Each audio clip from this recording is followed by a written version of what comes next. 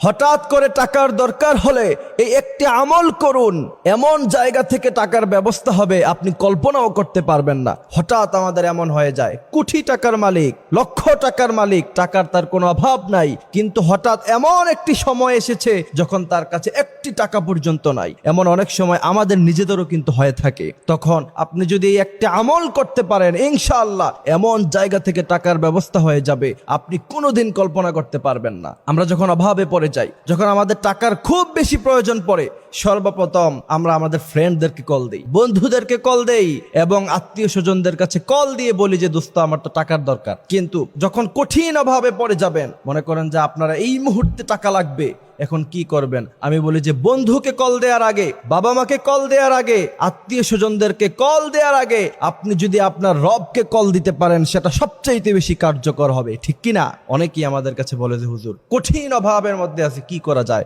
তাদের জন্য এই আমলটি আমি দিচ্ছি।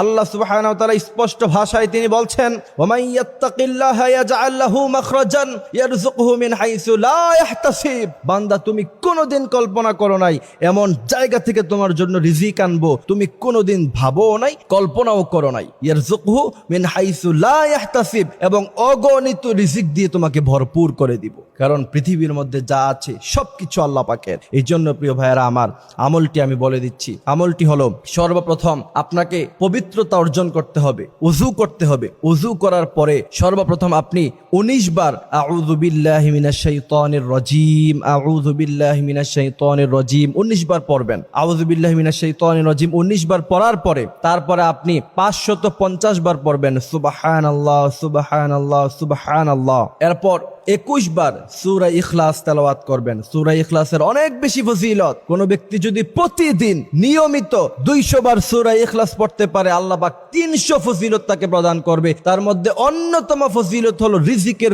কোনোদিন কোনো অভাব হবে না। সুবহানাল্লাহ। এই জন্য প্রিয় ভাইরা আমার, 21 বার সূরা ইখলাস, এরপর দুরূদ ইব্রাহিম পড়বেন। আল্লাহুম্মা সাল্লি আলা মুহাম্মদ ওয়া আলা আলি মুহাম্মদ কামা সাল্লাইতা আলা ইব্রাহিম ওয়া আলা আলি ইব্রাহিম ইন্নাকা হামিদুম মাজিদ। এই গোটা দুরূদ ইব্রাহিম পুরোটা পড়বেন। দুরূদ ইব্রাহিম যদি না পারেন তাহলে সাল্লাল্লাহু আলাইহি ওয়াসাল্লাম 100 বার পড়বেন।